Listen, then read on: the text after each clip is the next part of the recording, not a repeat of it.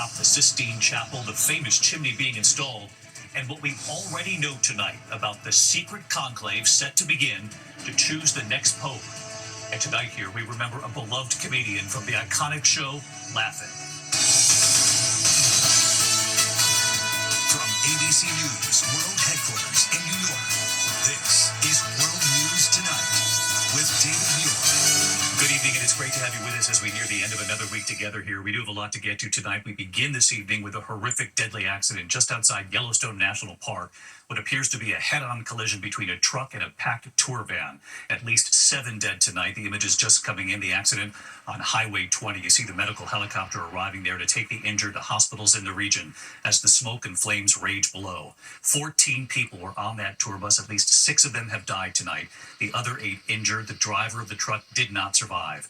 Tonight, the investigation is now underway into how this accident happened and so close to the entrance to that famous national park. ABC's Mola Lenghi leading us off tonight. Tonight, the deadly inferno on an Idaho highway. A Dodge Ram pickup colliding with a van filled with tourists. Both vehicles engulfed in flames. Emergency crews racing to the scene on Highway 20, along with a medical chopper. 14 tourists, who authorities say are foreign nationals, were on board a Mercedes tour van at the time. It happened just over the Montana border, 20 miles from the main entrance to Yellowstone National Park. At least 6 of the 14 members of the tour group were killed. Both vehicles were broadside across the highway. It had appeared they had maybe hit head-on. Roger Merrill says by the time he got to the scene, multiple drivers were already helping survivors. Other travelers that had stopped apparently were also foreign nationals, so they were assisting them with blankets and interpreting for them alongside the highway. The 25-year-old driver of the pickup also killed. That highway closed for nearly 7 hours. Well, tonight authorities are investigating exactly how this happened. Meanwhile, the identities of those killed will be released once their families are notified. And David, because of the complexity of that crash scene, that may take some time. David, Mola Lenghi leading us off tonight. Mola, thank you. Tonight there's news coming in. The Trump administration is now planning a massive military celebration through the streets of Washington. The Pentagon tonight saying it will mark the 250th anniversary of the U.S. Army, and it will coincide with President Trump's 79th birthday. And news of this military celebration comes amid the president's proposed budget that involves deep cuts tonight to the CDC, Health and Human Services, Education, and Climate. Members of the president's own party sounding the alarm tonight over the level of military spending. Here's Mary Bruce. Tonight, the Trump administration planning a massive military celebration through the streets of Washington, D.C. to mark the Army's 250th anniversary, coinciding with the president's 79th birthday. Tonight, the military says the Army is exploring options to make the celebration even bigger. The June 14th parade could involve nearly 7,000 soldiers, tanks and infantry vehicles, helicopter flyovers, and even parachute jumpers. How much it would cost, unclear. News of the possible parade comes as the president is proposing historic cuts to domestic spending, $163 billion on the chopping block. Trump's $1.7 trillion budget proposal for next year, slashing half of the CDC budget from $9 billion down to $4 billion, including eliminating the office that works to reduce gun violence and drug overdoses. Education funding cut by $12 billion, including programs that help high-poverty schools. Energy programs also gutted, including an initiative to help low-income Americans pay for their energy bills. Even some Republicans sounding the alarm. Mike Lawler of New York calling those energy cuts reckless, saying it will leave his constituents out in the cold. What the president is hoping to boost, border security and defense spending. The White House touting a 13% increase in military spending, bringing the defense budget to over $1 trillion. But tonight, hawkish Republicans say it doesn't go far enough. The top Republican on the House Armed Services Committee, Mike Rogers, saying he's very concerned the requested base budget for defense does not reflect a realistic path to building the military capability we need to achieve President Trump's peace through strength agenda. But despite those cuts and the economic turmoil, the administration's still hoping to ramp up the Army's anniversary with that lavish parade. Now, there were always plans to mark the Army's milestone, but the decision to add on this parade and the fact that it happens to coincide with the president's birthday is sparking speculation. And recall, Trump tried to throw a similar grand parade during his first term, but it was scrapped when estimates topped $90 million. And all this news coming on the same day that the president's budget cuts were proposed. David. Mary Bruce live at the White House on a Friday night. Mary, thank you. We're also tracking severe storms this Friday from Texas all the way up to the Northeast yet again. Tonight, 55 million Americans are on alert at this hour. The system moving east, and it's going to cause problems all weekend and will last right into early next week. So let's get right to Chief Meteorologist Lee Goldberg of our New York station, WABC, back with us again tonight. Hi, Lee. Hi, David. It's been day after day of this disruptive and in some cases dangerous weather from the deep south all the way to the Ohio Valley. Tonight, it's severe thunderstorm watches from Texas all the way to Pennsylvania. These storms in some cases could produce 70-mile-per-hour winds and some large hail. Now, there is a shift in the focus of these rains. It's headed toward the East Coast. So by later tomorrow and tomorrow evening, we're seeing strong storms in the Carolinas up to D.C., even into Baltimore, even here in New York City by evening. So it's D.C., New York, and Boston tomorrow night and into Sunday. And there'll be rounds of rain into early next week. Could help the drought, and some flooding is possible as well. We go back to the southern plains and the lower Mississippi Valley, a renewed threat for flooding and severe weather, unfortunately, in a Monday and Tuesday of next week. David? We'll track it right into next week with you, Lee. Thank you. We turn next tonight to the new Prince Harry interview. It is emotional, and what he reveals about his father, King Charles, saying his father won't speak to him. Prince Harry had fought in court for security protection when he visits the UK. The interview coming out tonight, just hours after Harry lost that lawsuit, with a plea now to his father and the royal family. Here's our chief foreign correspondent, Ian Pannell now.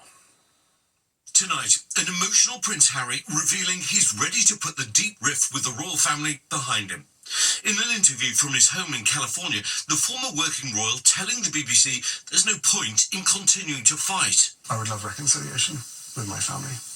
There's no point in continuing to fight anymore. As I said, life is precious. I don't know how much longer my father has.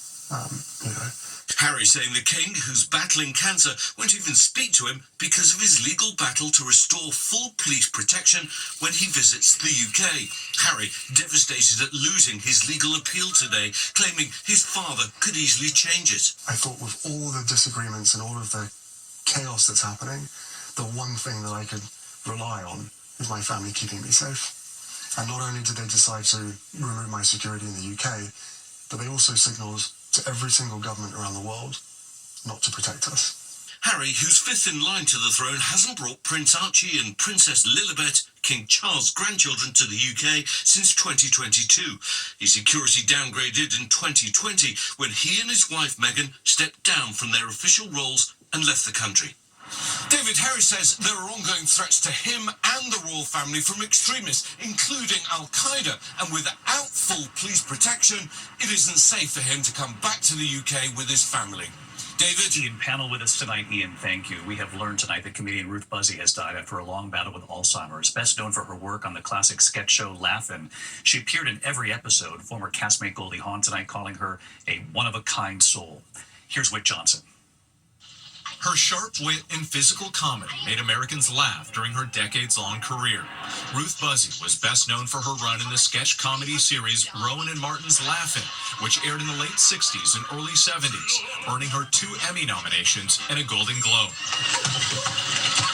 Buzzi appearing on several celebrity roasts hosted by Dean Martin as her iconic character Gladys Ormsby, sparring with Muhammad Ali.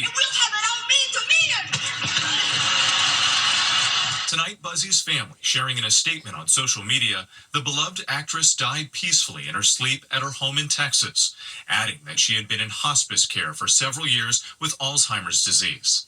And tonight, Ruth Buzzi in her own words. If I make myself laugh, I know that was funny. My worst critic. And I can laugh the hardest in the room. If I'm funny, you will hear me laugh the hardest, which is kind of embarrassing at times, but I don't care. Either something's funny or it isn't. That was funny, folks. I was funny.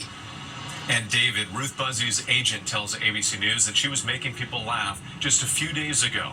She was 88 years old. David Johnson with us live tonight with Thanks So Much. We turn now to news on the flu tonight. It has killed more children in the U.S. this season than at any other time in the past 15 years. The CDC reporting 216 children have died of flu so far, and the season is still underway. That's the most since the swine flu pandemic in 2009. Flu vaccination rates in children have fallen to just 49% from 62% 5 years ago. The reassuring news tonight is that the flu activity in this country is now slowing down. We turn to the U.S. economy tonight. Stocks surging on a stronger than expected jobs report today. Employers adding 177,000 new jobs in April. The unemployment rate unchanged at 4.2%. President Trump on social media saying, just like I said, we're only in a transition stage, just getting started. The market's rallying, the Dow up 564 points, reversing the losses since the president announced his sweeping tariffs on April 2nd. Investigators also encouraged by a potential softening in the tariff standoff between the U.S. and China. China now saying it is, quote, evaluating ways to start negotiations, claiming U.S. officials have now reached out to them. When we come back on this Friday night, the bodies found at Bryce Canyon falling 380 feet, what authorities are saying about the popular Lookout, a groundbreaking singer-songwriter killed in a house fire, and what we've learned. And tonight, what former First Lady Michelle Obama is now saying about all of the talk involving her marriage and what she's declared tonight. Tonight, there are serious questions after 2 passenger jets were forced to abort landings at Washington, D.C.'s Reagan National Airport because of an Army helicopter deviating from its route. Of course, this is the same airport where that Black Hawk and a passenger jet collided, then crashing into the Potomac. Tonight, the images of the Army helicopter in this newest scare being waved off its own landing after deviating from that route. Then the other passenger jets forced to abort their landings. Here's ABC's Morgan Norwood. Tonight, the FAA and NTSB are investigating why 2 passenger jets were forced to abort landings at D.C.'s Reagan National Airport after an Army helicopter was waved off its own landing and deviated from its planned route.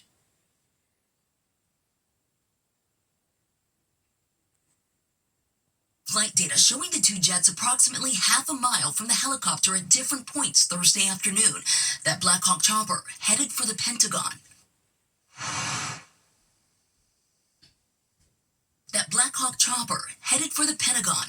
Officials say the aircraft were never on a collision course and that the incidents are not being investigated as close calls.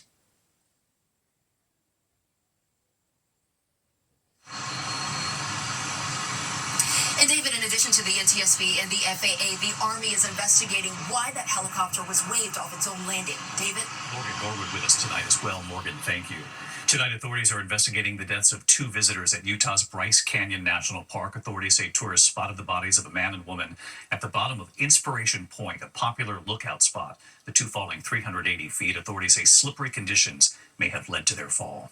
Tonight, police making a second arrest in the massive wildfire in Ocean County, New Jersey. Authorities say the 17-year-old suspect faces multiple charges, including arson. Prosecutors say the 2 suspects set wooden pallets on fire before leaving the area nearly 2 weeks ago. The fire still burning, destroying more than 15,000 acres.